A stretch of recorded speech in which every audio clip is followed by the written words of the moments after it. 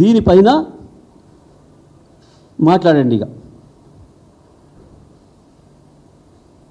ఎవరిది అబద్ధం, ఎవరిది మోసం? చంద్రబాబు నాయుడు ఆంధ్రప్రదేశ్ ప్రజల్ని మోసం చేస్తున్నాడా? రేవంత్ రెడ్డి తెలంగాణ ప్రజల్ని మోసం చేస్తున్నాడా? ఏదో ఒకటైతే తేలాలి ఈ వార్తతో.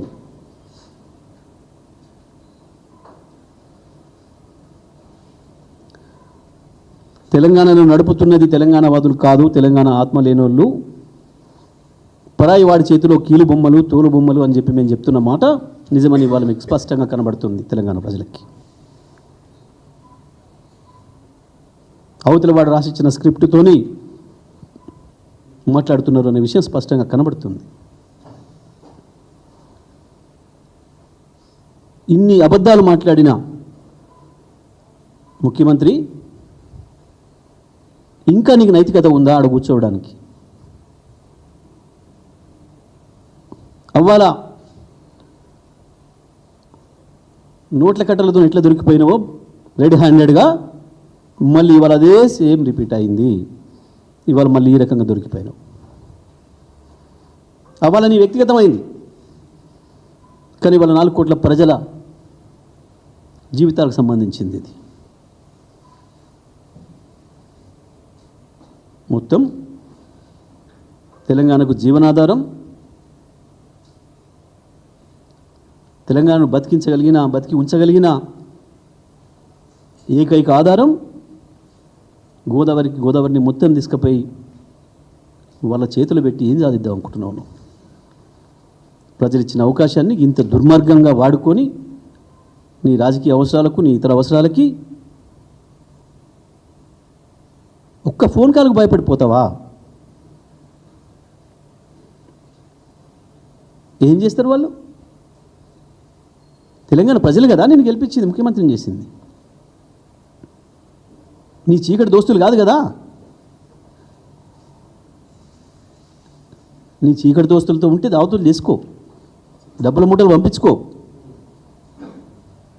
కానీ తెలంగాణ ప్రజల హక్కుల్ని దారాదత్తం చేసే అధికారం నీకు లేదు. నువ్వు నైతికంగా ఇవాళ ముఖ్యమంత్రి పదవిలో ఉండేదానికి అర్హత కోల్పోయినావు.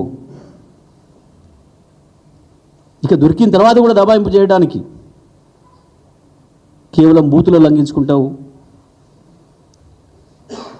దాడుల కూసుగొలుపుతావు, లేదంటే మళ్ళీ కేటీఆర్కో ఇంకోరికో ఒక నోటీసు పంపించి మళ్ళీ పిలిపించి డ్రామాలు చేస్తావు.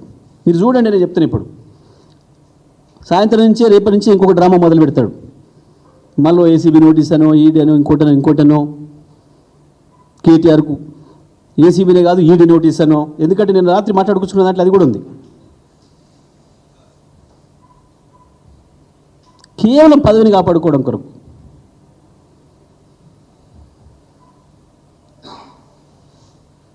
ఒకవైపు మోడీని బీజేపీని సంతృప్తిపరచడానికి, మరొక వైపు గురుదక్షిణకి. ఎజెండాలోనూ లేదు మాట్లాడిండు. వాస్తవానికి ఎజెండాలో మొదటి పాయింటే బనకచెర్ల. ఎజెండాలో మొట్టమొదటి పాయింటే బనకచెర్ల.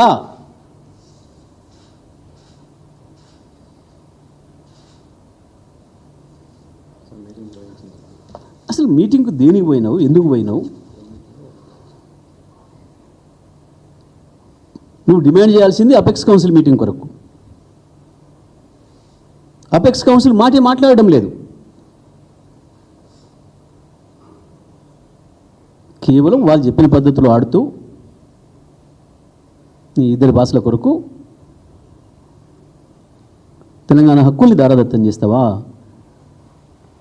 తెలంగాణ భూముల్ని ఎండబెడతావా? తెలంగాణ రైతాంగాన్ని మళ్ళీ ఆత్మహత్యల పాలు చేస్తావా? మళ్ళీ వలసల పాలు చేస్తావా? మళ్ళీ బొగ్గుబావులు కూడా లేకుండా చేసిండ్రు. మళ్ళీ బొంబాయిలు దుబాయిల పాలా తెలంగాణ ప్రజల బతుకు? ఇంత దుర్మార్గమా? ఒక ముఖ్యమంత్రిగా గంత పచ్చి అబద్ధాలు,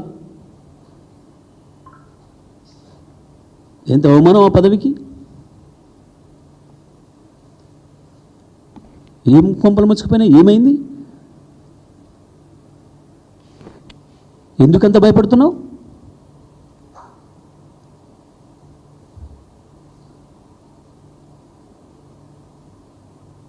పోతే పోతుంది పదవి. జైలు పోతున్న భయం ఉందా? దేని కొరకు భయపడుతున్నావు? నీ ఒక్కడి కొరకు, నీ కుటుంబం కొరకు కోట్లాది మంది ప్రజల్ని బలి పెడతావా? ఇది నువ్వు చేసే పని.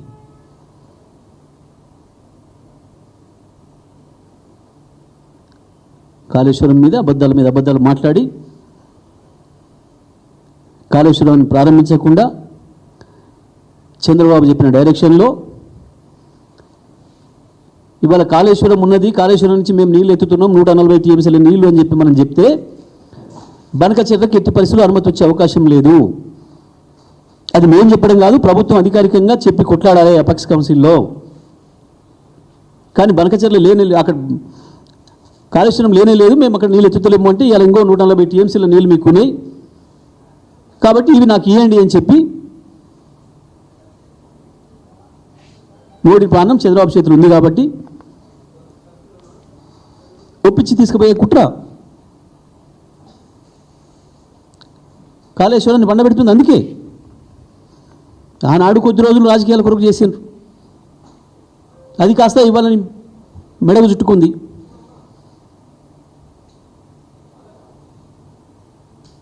స్పష్టంగా ఉంది, మీరు అందరు చూసిరు. కన్నెపల్లి పంప్ హౌస్ వద్ద ఇప్పుడు నీళ్ళు ఇట్లా లేపితే బటన్ నొక్కితే రావడానికి సిద్ధంగా ఉన్నాయి. అన్నారం మంచిగానే ఉంది, సుందిల మంచిగానే ఉంది, వ్యవస్థ మొత్తం ఇంటాక్ట్ ఉంది, బ్రహ్మాండంగా ఉంది.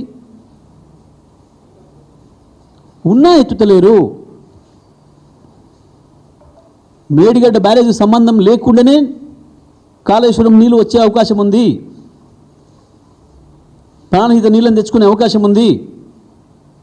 కేవలం బనకచెర్ల కొరకు, చంద్రబాబు కొరకు, చంద్రబాబు బనకచెర్ల అనుమతులు కేంద్రం నుంచి తీసుకొచ్చుకునేంత వరకు దీని జోలికి రారు, దీన్ని ముట్టుకోరు, దీన్ని రిపేర్ చేయరు, దీన్ని ఆన్ చేయరు.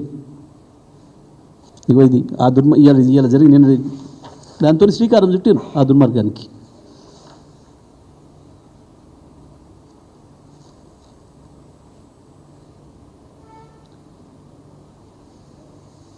నేను వేరే పదాలు ఉపయోగించడం లేదు, నేనేం ఆవేశపడటం లేదు.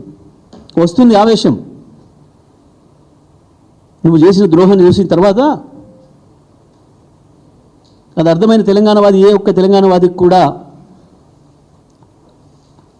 రక్తం మరగకుండా ఉండదు. ఇంత ద్రోహమా, ఇంత మోసమా?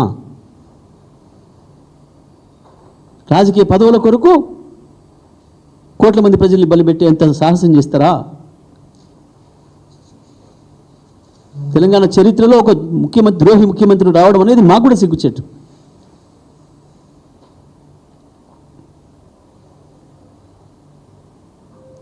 వచ్చిన రెండో ముఖ్యమంత్రి ఇంత అధ్వానంగా చూసినాం. అప్పుడు వెనకటి కాలంలో కూడా దేశద్రోహులను, ఒక రాజ్యంలో ఉండి ఇంకో రాజుకు ఉప్పందించినోడిని, స్వతంత్ర పోరాటంలో బ్రిటిష్ వాడికి సమర్థించినోడిని చూసాం, దేశద్రోహుల్ని కూడా. కానీ వాళ్ళు వ్యక్తులుగా ఉన్నారు. కానీ వాళ్ళ నువ్వు 4 కోట్ల మంది ప్రజలు వాళ్ళ భవిష్యత్తు నీ చేతిలో పెడితే నీ రాజకీయ స్వార్థం కొరకు ఇవాళ మొత్తం గోదావరిని తాకట్టు పెట్టొచ్చి, గోదావరిని అప్పజెప్పొచ్చి, అబద్ధాలు చెప్పి ఈ రకంగా మోసం చేయడం ఏదైతే ఉందో, నేటి ముఖ్యమంత్రి వైఖరిని మేము తీవ్రంగా ఖండిస్తున్నాం. ఇప్పటికైనా తెలంగాణ ప్రజల ముందట నిజం ఒప్పుకోవాలి, క్షమాపణలు చెప్పాలి. ఏమాత్రం నైతికత ఉన్నాను వెంటనే రాజీనామా చేయాలి ముఖ్యమంత్రి పదవికి. ఆంధ్రప్రదేశ్ నుంచి నీ బండారం బయటపెట్టి